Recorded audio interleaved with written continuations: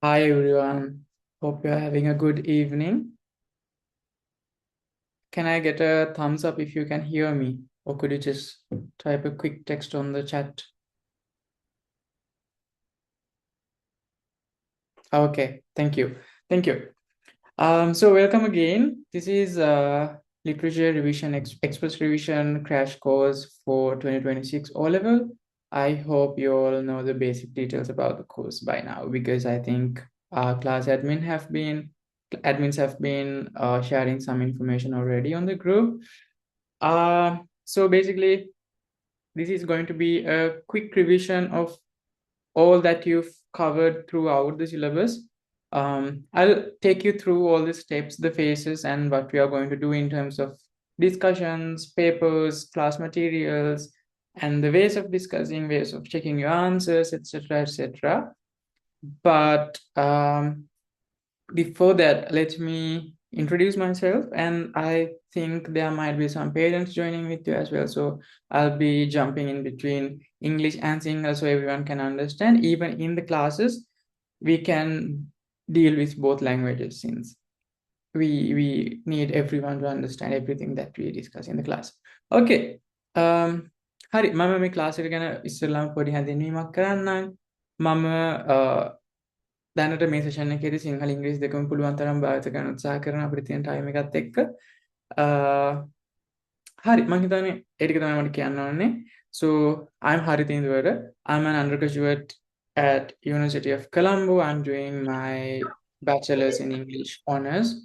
Uh, my uh, my main study stream is literature. I've been studying literature since I was of your age. I did literature for my O levels. I had an A. Then I did literature for A-levels. I had an A for that as well. And then I started pursuing literature as my main subject in university. I study literature, cultural studies, and a lot of other theoretical stuff in the university along with literature. So I think I have the expertise, the needed expertise to teach you English. And since I've been in your place not many years ago, I think I'm pretty able to understand the kind of stress that you are going through right now, and therefore help you with the kind of stuff to uh, study literature and help you with the areas that you find difficult with, and also maybe give you some tips and tricks to answer questions in a way that you can score higher marks. Okay, in terms of, I think the class structure, we'll be covering poetry, we'll be covering all poems, and those will be divided into thematic categories as it is divided in your syllabus, the anthology. ඔයාලගේ anthology එකේ තියෙන විදිහටම අපි poems categorize කරලා තමයි study කරන්නේ. So most probably we'll be doing a theme in a week. අපි එක week එකකදී එක theme එකක් ඉවර කරනවා. එතකොට අපි nature poems ගත්තොත් ඒකේ තියෙන poems ඔක්කොම එක week එකකින් අපි ඉවර කරන්න try කරනවා. ඒක තමයි අපි යන්න යන format එක. But there might be weeks when we need more time, then we'll be shifting some poems to the other week. Some sort of shifts will be there, but the basic idea is that a theme will be covered in a week. Then we'll be moving on to prose or short stories, as we know, and probably we'll be covering that in 2-3 weeks. And then we also move into the drama section. There, we don't really go through the text line by line as we do with poetry and short story. Short story and poetry වලදී අපි class එකේදී line එකෙන් line එක ඔක්කොම discuss කරනවා. හැබැයි drama එකේදී since it's a long text, we won't be having enough time to go through line by line. අපිට line එකෙන් line එක යන වෙලාව මදි.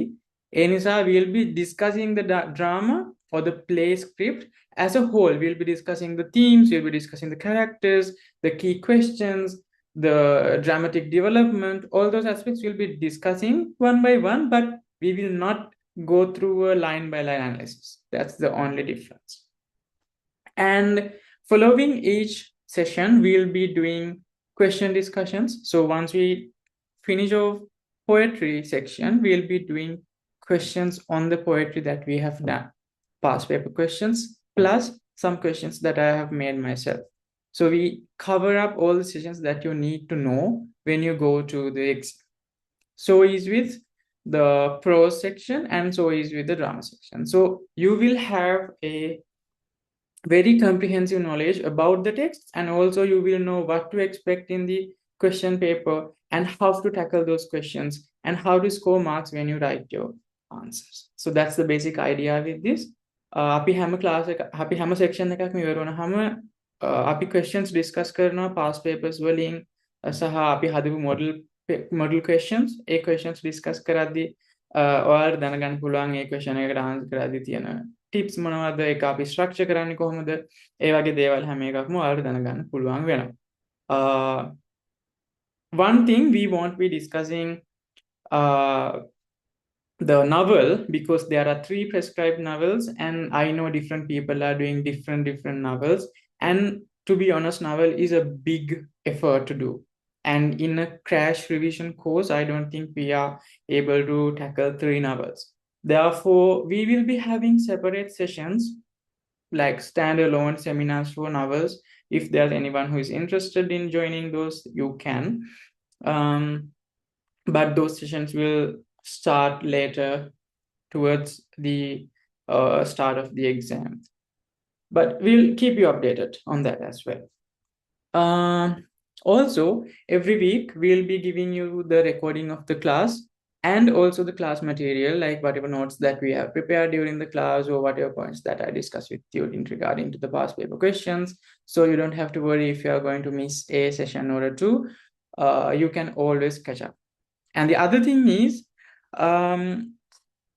say if you don't understand a thing, or there's something that you really can't grasp even though you come to the class, or you couldn't come to the class and there's a thing that you didn't understand in the recording. In such situations, you can always talk to the class admin and schedule a time to have a session with me one-on-one, maybe 10-15 minutes, and we can just discuss and iron it out. We can get it sorted out, right? So that facility is also there. ඔයාලට class එකේදී එන්න බැරි වෙලා miss වෙච්ච දෙයක් හරි නැත්නම් ඔයාලට තේරෙන්නේ නැති දෙයක් හරි තියෙනවා නම් ඔයාලට ඕන වෙලාවක අපේ ක්ලාස් ඇඩ්මින්ට කියලා කතා කරලා මගෙත් එක්ක one on one session එකකට schedule කරගන්න පුළුවන්, appointment එකක් දාන්න පුළුවන්. ඊට පස්සේ අපි ඔයත් එක්ක විතරක් කරන session එකකදී මට පුළුවන් මේ දේවල් පැහැදිලි කරලා ඔයාලට තියෙන ප්‍රශ්න නිරවුල් කරලා දෙන්න ඒ තියෙන මොකක් හරි ගැටලුව සම්බන්ධයෙන්. Yes, and in terms of correcting your answers, depending on the number of people who join the class, we will let you know how many answers of a person will be corrected. Most probably 3 to 5 answers from one person. So if you want, you can send us 3 to 5 answers written in your, like answers written by you. I don't mind if it is typed or not, whatnot. You can send them. We will provide you the address, so you can send them and we will correct them, grade you, and give you feedback on the paper itself and send it back to you. So we will let you know the procedure of sending answers and getting them back if you are joining the class. ඔයාගේ උත්තර ලියපු උත්තර බලා ගන්න ඕනේ නම් අපිට ටිකට පරීක්ෂා කර ගන්න ඕනේ නම් ඔයාලට පුළුවන් ඒ ටික අපිට පෝස්ට් කරලා එවන්න. එතකොට අපි ඒවා ලකුණු කරලා ආපහු ඔයාලට ලැබෙන සලස්සනවා අපේ ෆීඩ්බැක් එකත් එක්ක. ඒ process එක වෙන්නේ කොහොමද කියන එකත් අපි ක්ලාස් එකට join වෙනවා නම් එතනදී දැනුම් දෙයි ඔයාලට ක්ලාස් එකේ ඇඩ්මින් ඒ දේවල් වෙන විස්තරය කොහොමද කියලා ගොඩක් දුරට කෙනෙකුට answers 3ක් 5ක් අතර ප්‍රමාණයක් තමයි එවන්න පුළුවන් යන්නේ depending on the number of people. ළමයි ගන්න ගොඩක් අඩුයි නම් අපිට ඔයාලගේ answers ගොඩක් බලන්න පුළුවන්. අපි ඒක ඔයාලට හරියටම දැනුම් දෙන්න. Yeah, I think that's basically what we wanted to share with you in terms of the class structure. So it will be every Monday this time, but if you all agree on a different time, we can talk about that as well. If you're joining the class, maybe on the first session of the class when we start, we can discuss an alternative time if this doesn't work, or yeah, we can figure something out. And don't worry if you are going to miss some part of the class, like if you have a class till 6:30 and you can only join at 6:30, don't worry, because we are always giving you the recording, so you can always catch up. Don't worry about that. Yeah, that's it. And yeah, I think class fee is, yeah, it's a major concern for all of you. So let me share the information. And I think uh, what the class admin have decided is to, as the class fee for this as a, uh, they have decided on a class fee for the whole session, that is for 3 months, including all services that come along with the classes. That would be 15,000 for 3 months, which means you will be technically paying 5,000 per month. So the individual class fee for a month will be 5,000. But if you make a full payment for all 3 months, I think you are getting a discount. All those details will be shared with you on the group as a message, so you have a clear understanding. But just for the record, the class fee for a month is 5,000, which means 15,000 for the whole course. And if you are making full payment, there will be some discounts or some sort of thing like that, and the admin will let you know that for sure at the end of this session in your groups. Okay. Right, I think that's all the admin and structure wise that we have to share with you. Are there any questions that are related to the administration work or the structure of the class? You can just send a text on the group chat. We are not going to discuss the novel in this session, in this revision session, because it is to cover poetry, prose, and drama. The novel courses, like the novel discussions or the novel revision classes, will be held separately, and you can register for them separately. We will update you on that information. Yes, there will be past paper discussions.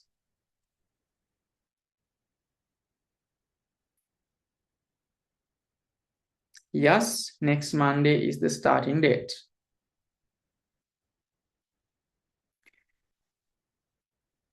Hizma, I think I'm getting your name right. We are not covering the novel in this session, but there will be separate sessions for each novel: Bringing Tony Home, Vendor of Sweets, and Prince and the Pauper.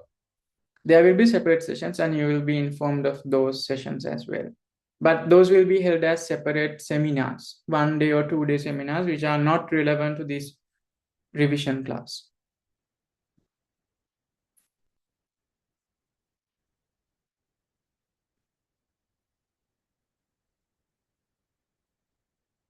Class fee I just mentioned, it's 5,000 per month, 15,000 for all 3 months.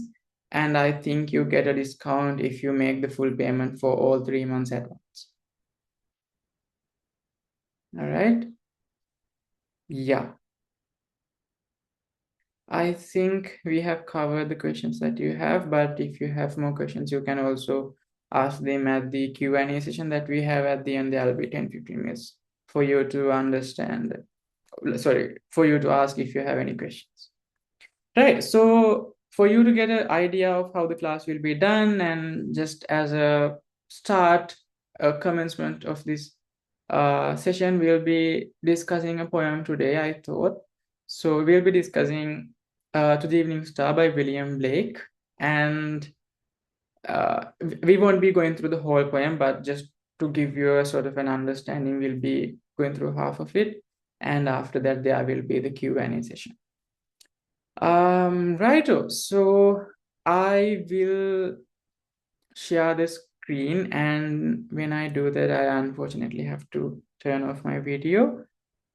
And I hope you will stay for the discussion of the poem as well, even if you decide to stay with the class throughout, or if you just don't want, or if you just want to stay for this class, that doesn't matter. You can just stay and get something that would help you in exam. That's what we hope.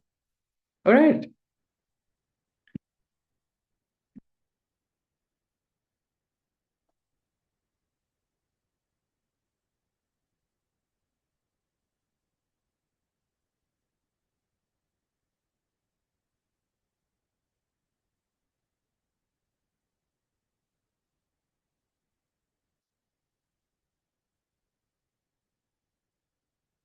Okay, I hope you can see the screen. If yes, can you just send me a thumbs up?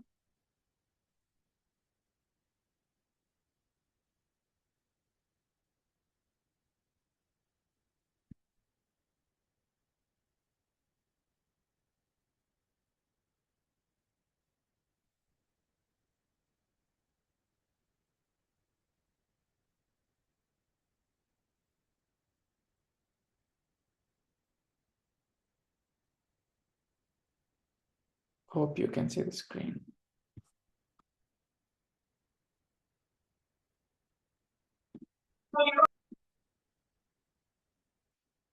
Okay.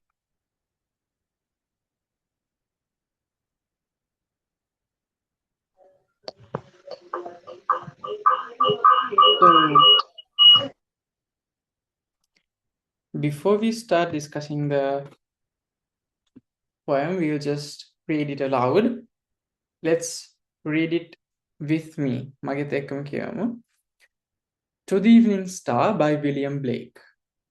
Thou fair-haired angel of the evening, now whilst the sun rests on the mountains, light thy bright torch of love, thy radiant crown put on, and smile upon our evening bed, smile on our loves, and while thou drovest the blue curtains of the sky, scatter thy silver dew on every flower that shuts its sweet eyes in timeless sleep.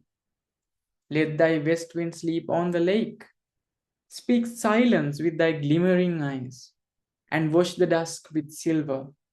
Soon, full soon, dost thou withdraw. Then the wolf rages white, and then the lion glares through the dun forest. The fleeces of our flocks are covered with thy sacred dew. Protect them with thine influence. Okay, just take a minute and go through the lines again and again. Try to understand as much as possible, but if there's anything that you don't understand, that's totally fine, but I want you to have a rough idea before we start discussing.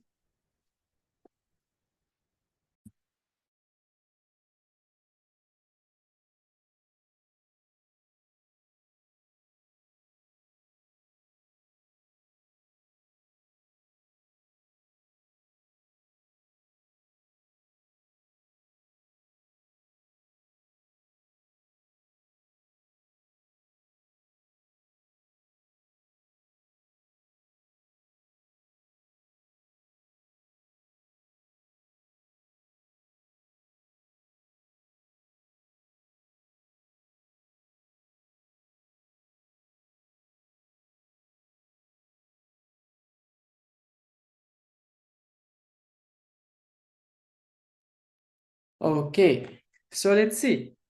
To the Evening Star by William Blake. Right, you know William Blake is one of the pioneering nature poets or the romantic poets back there in England. And he has written a lot of poems on nature, on the beauty of nature, on the power of nature, and the human connection with nature. So this poem, To the Evening Star, comes in his collection called Poetical Sketches, which was published in 1783. Let's see. So, To the Evening Star, what is the speciality of this title? It's addressing someone, right? It's almost as if someone's writing a letter to someone. කාට හරි ලියුමක් ලියනවා වගේ මේකනේ. To the Evening Star. So the address is not to anybody else but to Evening Star. Evening Star is what? Probably you all know. Do you have any idea what the Evening Star is?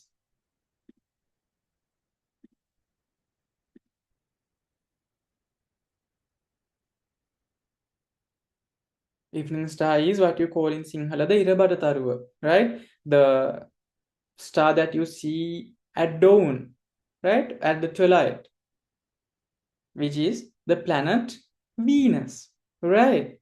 So this is a poem written to that planet Venus, or the evening star as we would call in our day-to-day life. So the poet is addressing this star and asking it to do several things in order to create a charming, beautiful, and a peaceful environment where people and animals can thrive. Right? So do you know what is the importance of this evening star or Venus as we called, as we would call the planet? Evening star, why is it important? Hmm? Evening star, according to the Roman mythology,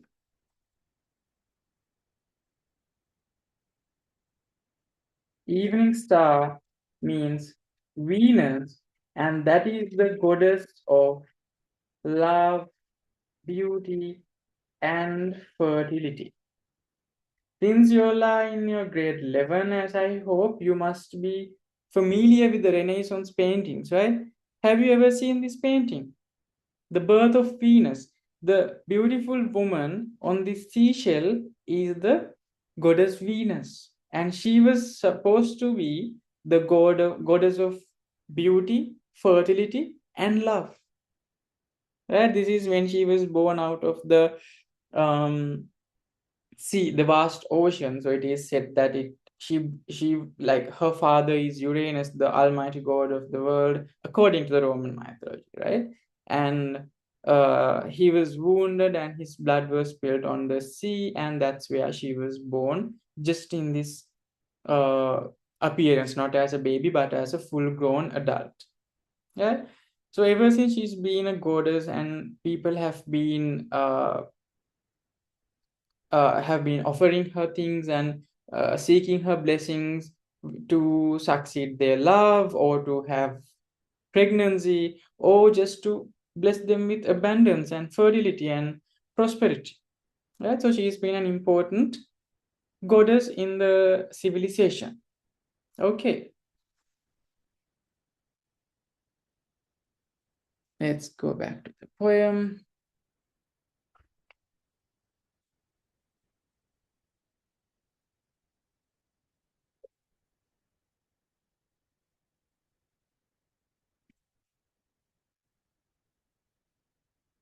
All right. So, if the poet is addressing this powerful goddess of love, beauty, and fertility, then we can assume that the poet is telling something about those things to this goddess. Right? So, let's see. Thou fair haired angel of the evening. Thou. Thou means you in archaic English, or Old English as you would call in day-to-day language. Right? You, fair haired angel of the evening. So the evening star is called as the fair-haired angel. ලස්සන කොණ්ඩයක් තියෙන angel, සුරදූතිය. Right? The angel with beautiful hair. Fair-haired angel. Let's color it that way. Of the evening. The angel with a beautiful hair, and who is in charge of the evening. That is the evening star, he says. So here there is a direct addressing, and that addressing is also done as if the evening star was a real person, a human, or a person who lives and breathes. That is an important technique that we find in literature, and we call that personification. What do we call it? Personification. I'm pretty sure you know this already, but here is how you write it: personification. Okay, so thou means you, you beautiful haired angel of the evening. And this evening star is not just addressed here, but it is compared to an angel with beautiful hair. So if that comparison doesn't have a word like as such, then we know it becomes a metaphor. So this fair haired angel is a metaphor as well. Okay. The fair-haired angel of the evening. Now he's referring to the exact current position. Whilst the sun rests on the mountains, while the sun is resting on the mountains. Right? That's a beautiful image. And he's telling us something. What does it mean when the sun comes and rests on the mountains? That means the sun is setting. That is the dawn, that is the evening. Right? The period between the afternoon when the light is there and the darkness when the light is fully gone. That in between period is that that period is what the poet is referring to here, right? Whilst the sun rests on the mountains, light thy bright torch of love. So here you can see sun is also personified, right? It's seen as a person who comes on the top of mountain and just rests. Right, the setting of sun, right? When the sun is going down, there comes a point when the sun is right on top of the mountains. It looks as if the sun is so tired of working all day and it just want to take a rest while just lying down on the mountain tops. That's how the poet is seeing him, right? That's beautiful. So what that is the time of that's the setting, right? That's the setting of the poem. Evening time, the dawn, when the environment is not fully lighted up with sunlight, but it's not fully dark either, that in between time. So he's asking this fair-haired angel of the evening, that is the evening star, to light thy bright torch of love, right? Your thy means your, light up your bright torch of love, right? Since the evening star or goddess Venus is the goddess of love, he's saying that he's seeing this appearance of the evening star as a torch of love, a symbol of love, right? So he's asking to light up that torch and spread love around the world. Thy radiant crown put on, thy radiant crown, radiant, shining, bright crown, put on that, right? So he's asking the goddess Venus or the evening star to appear on the sky and shed its light on the world, right? You can see how beautifully he conveys this message by personifying nature and also using a lot of similes and metaphors, as I just told you, right? Light thy bright torch of love, that's another metaphor, right? Let me highlight it. And the radiant crown put on, right? That's what he's asking. So he's basically asking the evening star to come appear on the sky as the sun goes down, because there should be some sort of light, and that light can be the evening star, because I know it's not going to be as bright as the sun, right? That's not practical. But if you observe the sky, evening star is the brightest star that you can see at that time, right? Since it's closer to the earth astronomically, right? And then he's asking, and smile upon our evening bed. So our evening bed. So the narrator of this poem, the speaker in the poem, who can be the poet itself, we don't know. He or she is asking this evening star to smile upon their evening bed. So the speaker is going to go to bed at night after finishing the daily activities. They are going to rest, and they are not going there alone, but with the person they love or with the person they are married to, right? So the speaker is asking this planet Venus or the evening star or the goddess Venus to spread this love and bless them with the touch of love when they are in the evening bed, when they are together spending time, right? And smile on our loves. Smile on us when we are making love. So he's asking her, the evening star, to bless them with fertility, to make them fall in love with each other. And while they are making love, please bless us with fertility. So we'll be forever blessed with your fertility. And we'll probably be a family soon.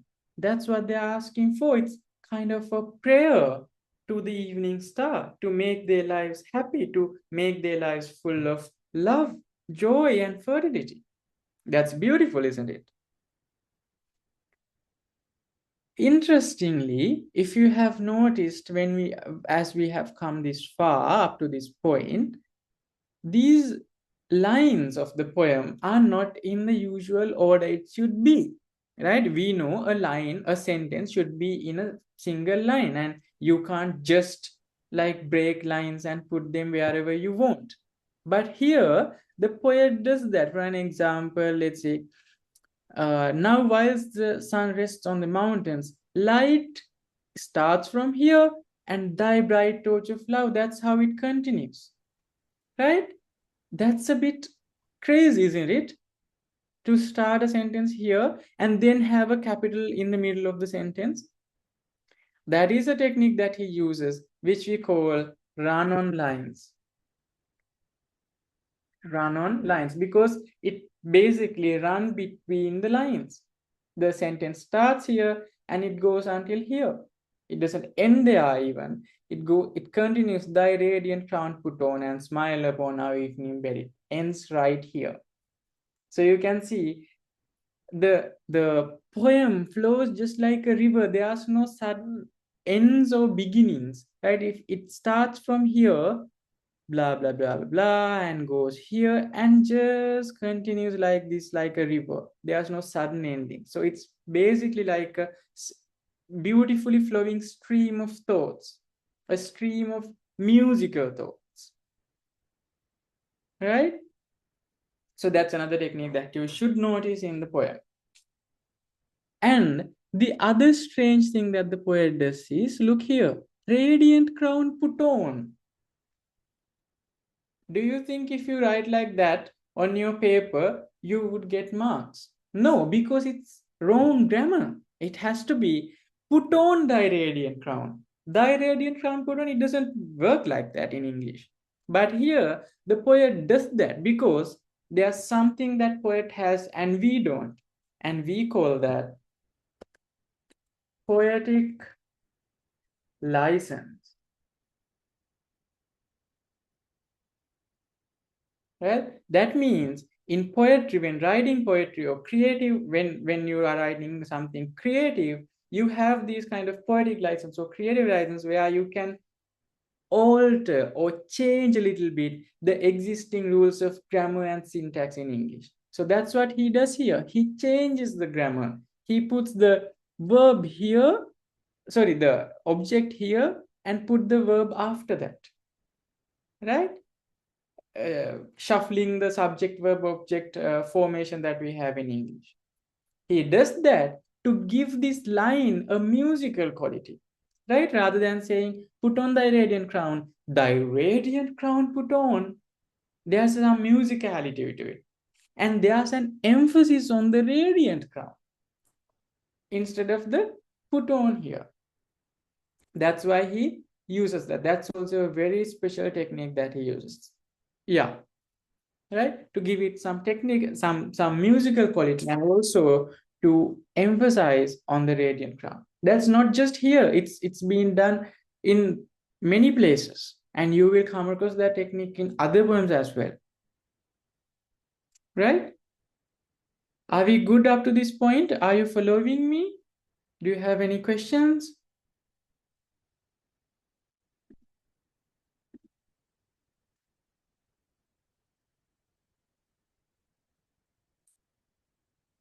Okay, I hope you're following me. Let's continue. And while thou drovest the blue curtains of the sky, scatter thy silver dew on every flower that shuts its sweet eyes in timely sleep. How beautiful is that? He's telling, while you draw the blue curtains of the sky, so he's imagining this whole world, the vast area that he can see with his eyes, to be their bedroom. And he's telling the planet Venus is drawing the curtains, right? Just like when we go to sleep, we would draw our curtains, right? Ape kamare curtains wahana. Just like that, he's telling, since we are going to bed, and since she's going to bless us with the love making, she's just closing the curtains. But they are not just any curtains, but blue curtains of the sky, the dark clouds, right? That's how he sees. That's how the speaker tells us that the light is going away and the world is getting darker.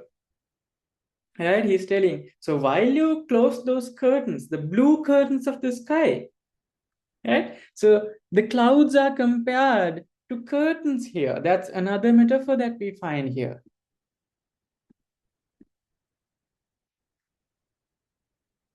He's telling, while you do that, scatter thy silver dew. Scatter. Visikarla dan hamatanam paturon, spread it across. Thy silver dew. The dew, the meeduma pikyanane, that dew, scatter it around. It's silver because at night it glistens like silver. Right? If you have seen dew or mist drops at night, it glistens in the moonlight or the light of the stars. On every flower that shuts its sweet eyes in timely sleep. He's asking to drop these dews on every flower that's closed, that is yet to open the eyes. The flower eyes are still closed. So what could be the eye of a flower if you really think about it? The middle part, right? That part where the honey is. It's closed by the petals. And once these petals open up, then the flower can see the world because the flower's eye is in that middle, right? So he's telling there are flowers, or rather the buds of flowers, malpohottu, which are closed yet because those are the flowers that bloom at night. So he's asking, "Eyala tama nidhi, they are still asleep. Just drop your dew on them and wake them up. They'll open their eyes to the world and it will be embalmed with scents. The scents of the flowers will spread around the environment, yes, spread around the place, right? Scatter thy silver dew on every flower that shuts its sweet eyes in timely sleep, right? So you can see when we arrive at this point, there's a beautiful image of a night time in a countryside of England, right? It's getting darker and the sky is shining bright on the west sky, right? And you have this feeling that the goddess of love have blessed you and you are about to rest after a long and chaotic day, and there are flowers blooming around you. Even though you might not be able to see them, you can feel the scent, the smell of the flowers, right? That's a very beautiful image that we get, but that image is not painted anywhere, it's in our heads, and that is called a mental image, right? So you can say the writer or the poet William Blake is using a lot of imagery in this poem. Okay, are we clear?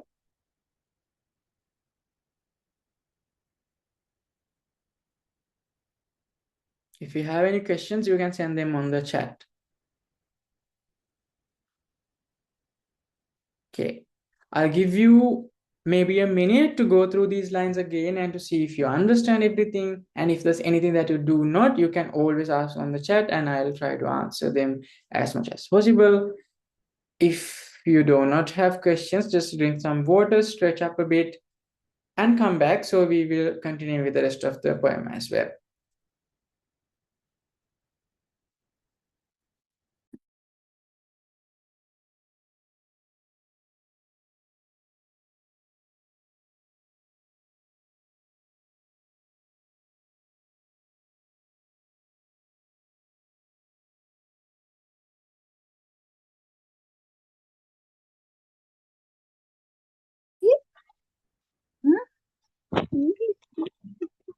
यार क्या रिजिस्टिक है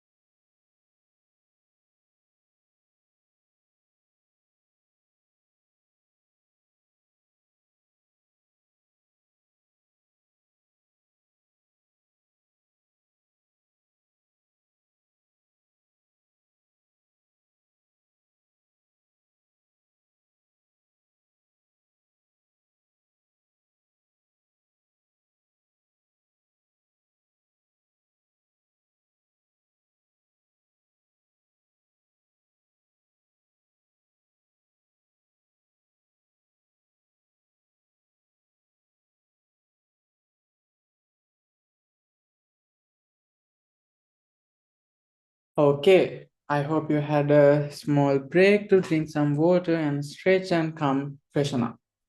Okay, so let's look at the rest of the poem. Let thy west wind sleep on the lake. The west wind is interesting here because there we can read it in two different layers. On one hand, let the west wind, it can mean the wind that comes at night, the wind that blows at night, a bit of a strong wind that disturbs the peace, because with the storm winds there can be disasters, or simply the sound or the whole of the wind can disturb your sleep, right? So he's asking the evening star to let the west wind sleep on the lake. Don't make any storms at night. Don't give us any harsh conditions. Don't make it too cold, or don't make it too noisy at night. Just let it stay. Just let this wind sleep, right? Make it calm and quiet. Please don't try to draw stuff on the screen. Thank you. Right? The interesting part is, why does poet call the west wind as belonging to evening star? Why does it call your west wind?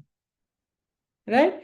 To understand this, we can go back to this beautiful painting we talked about by Botticelli first. Here you can see this person is blowing at this Venus, right? So this is the goddess of the west wind. And it is said that at the birth of goddess Venus, it is this west wind who assisted her. So ever since, the god of west wind has been a close friend or a close companion of the goddess Venus.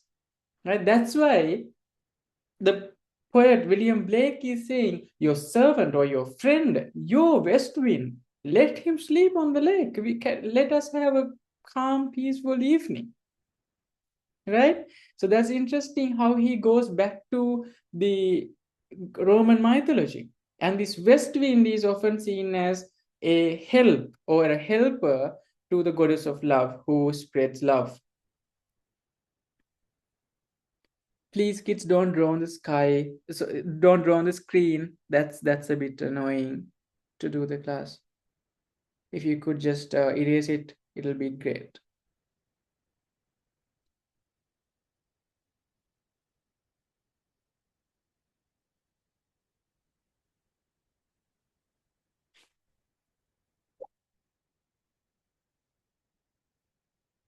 All right.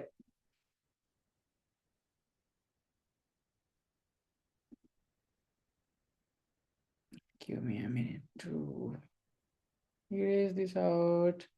Hazin, please don't draw on the sky screen. Sorry, what's wrong with me? You can absolutely draw on the sky, but not on the screen. That's a bit disturbing for the others. Thank you.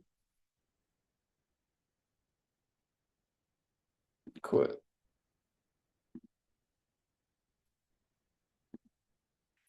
So the poet is asking, let thy west wind sleep on the lake. And he says, speak silence with thy glimmering eyes. Speak silence. How crazy is that? How can you speak and be silent at the same time? That's not possible, right?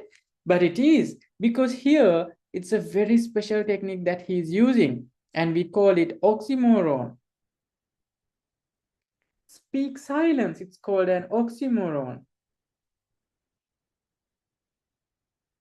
Right? The two words here, speaking and silence, doesn't go together, but when they are put together in a sentence, that makes sense, because he's asking, if you want to speak, speak silence. That means don't speak at all. Right? Please remain silent. Give us a silent and peaceful night. That's what he's saying. Yeah? It's a very interesting technique that he uses here. Speak silence with thy glimmering eyes. And if you speak, speak with the eyes. So there's no noise. That's beautiful, isn't it? Glimmering eyes. Those are not just eyes, but glimmering eye. So that's again a reference to the beautiful shining evening star. So he's telling, create this beautiful environment, make it calm and quiet, and shine bright so you can wash the dusk with silver. Right? That's again a beautiful line. Here says, dusk means the darkness. Right? That he's asking, throw it away or wash it away. It's almost as if he's referring to as a paint on a sky. Right? අහසේ පාට ගාලා දෙනවා වගේ. Wash it with silver. Silver from where? Silver from the light of the evening star. Right? Evening star එකේ light එකෙන් තමයි මේ silver එන්නේ. ඒ light එකෙන් මේ dusk එක නැති කරලා දාන්නලු. That's what he says. All right? Are we clear up to that point?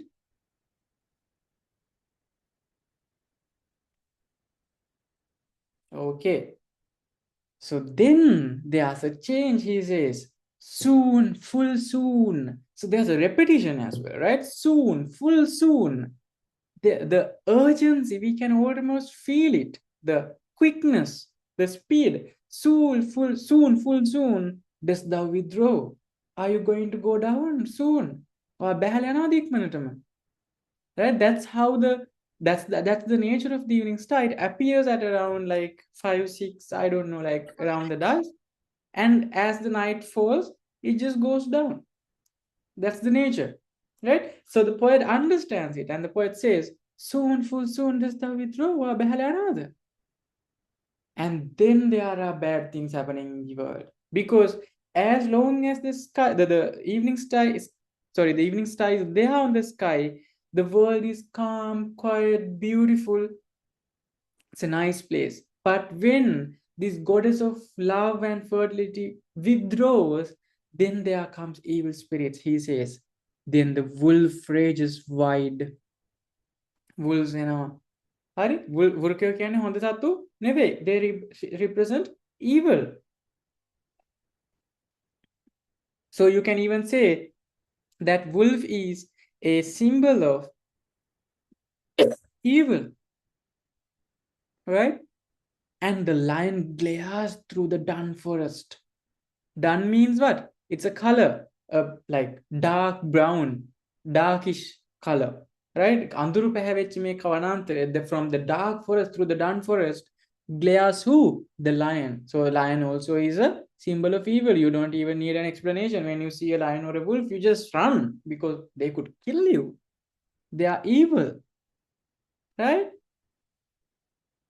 And the lion glares through the dun forest. So it's a very intimidating, dangerous kind of a environment that is created right now. And it is in total contrast with the environment that we just met a few minutes ago, right? At the beginning of the poem, it was a beautiful environment, and now it's all hostile and dangerous and scary. What's happening? So what's happening is the sky, the evening star is setting down. It's going away, it's fading. And when the evening star is not there, when its power is not there, the evil spirits come roam around the world. So that is the conflict in this poem. That is what the poet or the speaker of the poem is scared of. And then we get to know the speaker also. He says, the fleeces of our flocks, the flocks of sheep.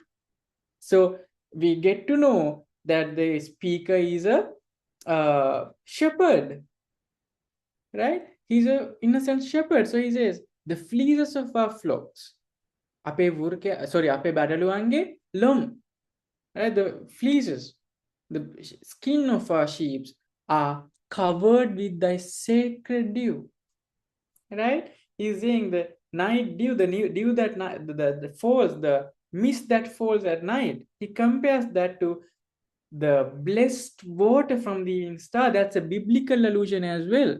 Sacred dew. You know, in church, if any of you are Catholic or have been to a church at all, the priest blesses you with holy water. So the dew is compared to holy water, which is blessed by the evening star. So he says, our flocks, our sheep is covered with thy sacred dew, your holy water. Therefore, protect them with thine influence. With your power, protect them. So the shepherd is not scared anymore. He knows the blessings of the evening star is there, right? And therefore, nothing bad is going to happen. If you really think about it, there's a very nice biblical allusion here, a Bible image. Biblical allusion, all right? Here, allusion is actually when you refer to something else, like when you bring or draw from something else. So it can be either biblical or mythological, like the evening star is a mythological allusion or a classical allusion. This is a biblical allusion. The biblical image here is, have you ever seen Jesus Christ or God being depicted as a shepherd protecting its sheep, right? A shepherd who protects his sheep from the wolves. That's a very recurring the image in Bible. Bible හැමතැනම අපිට හම්බෙන image එකක් තමයි දෙවියන් වහන්සේ අපි කියන්නේ එඬේරෙක් නේ දෙවියන් වහන්සේ නුඹගේ ඩේරාය නුඹ ආරක්ෂා කරනවා. එතකොට හොඳ මිනිස්සු, innocent මිනිස්සු. Innocent people are always symbolized as sheep in the Bible. So in that sense, we can really see something here. So it's the innocent people that are endangered or that are in danger when the wolf and the lion roams around. So wolf and lion, we can read it as the evil, not just in nature, but in our society. So there's a nice societal reading here. What is that? The innocent people in society are always in danger of the evil people, evil forces. What are these evil forces? During this time, it can be industrialization, it can be those who scam them for money or those who try to kill them and rob them. There are so many different types of evil in society, right? Or even cheating, lying, all those are evils. So innocent people are scared of those, or they are endangered to those. And that is when William Blake wants a divine influence. That is the evening star. He's requesting the evening star to bless them and protect them in society as well. Okay? Are we clear? I hope so. So that's basically about the poem. That's what it is. And if you think about this, as I told you, there are two different types of environments here. One that is scary and dangerous, and one that's beautiful and mesmerizing and very calming, soothing. So those two are packed together here, right? That's what we call juxtaposition. Juxtaposition means juxtaposition. That's when you put two contradicting things at one place or together. So we see the contrast or the difference between the two, and then we can see the meanings. So the meaning here derives from that juxtaposition as well. So if we really think about evening star, it is not just about the goddess Venus, but it is also a symbol of nature. Then we see the poet says that nature is beautiful, right? The beauty of nature is here, right? We get that image, how beautiful it is. And the power of nature, because the nature is powerful enough to cast away these evil forces and protect the flocks, the innocent people, the innocent sheep, right? So the beauty and power, both we see. And at the same time, we see that nature has both forces, the evil forces and the innocent forces, because wolf and lion, they are also part of nature, right? So is the sheep. So good and bad both are in nature, but nature keeps them in balance or in check, in control. Therefore, nature is powerful, more powerful than us humans. And nature is beautiful. Nature does marvels that we can't do. So those are the aspects, the main themes that we see in this poem. All right. The last thing that I want to discuss you with, with you about the poem is the number of lines. So let's see, there are one. I'm gonna just, sorry, I'm going to just number them. There are how many lines? 14 lines. And a poem with 14 lines is called a what? It's a sonnet. Sonnet is a poetry form that was introduced in Italy by Petrarch. Right? It's a sonnet, a 14-lined poem. There are so many technicalities into it which you don't really need to know. Just remember that a 14-line poem is a sonnet. And in a sonnet, there are two divisions. One is the first 8 lines, which is called the octave. I'll write it here. Octave. The first 8 lines, and the rest is called the sestet. Last, last, sorry, last 6 lines. That is this part. The interesting thing is, in the first 8 lines or in the octave, we see the beautiful environment, the power, the beauty of the environment. And in the last 6 lines is this juxtaposition of good and evil, and also the conflict between the good people and the bad people, right? So there is this beautiful scenery, and then there is this part. So we say in the octave, the writer builds up the conflict. The conflict is what? This the mismatch between the forces, right? And here in the last 2 lines, you get the solution. That's called the rhyming couplet usually. Here you get the solution. The fleeces of our flocks are covered with thy sacred dew. Protect them with thine influence. Here it's not a rhyming couplet, but it's the solution, the last 2 lines, right? What is the solution? You don't have to worry about anything because the blessings of the evening star is going to protect us, right? So that's basically it about the poem. I hope you understood it. So I'm gonna stop sharing here, and that brings us to our Q&A. So if you have any more questions, you can send on the chat, or you can just unmute yourself and ask me.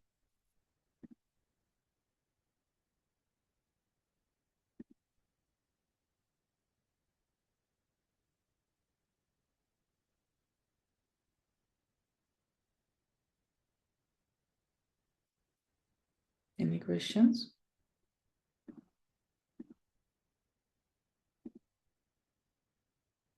Okay, then I guess you have no questions.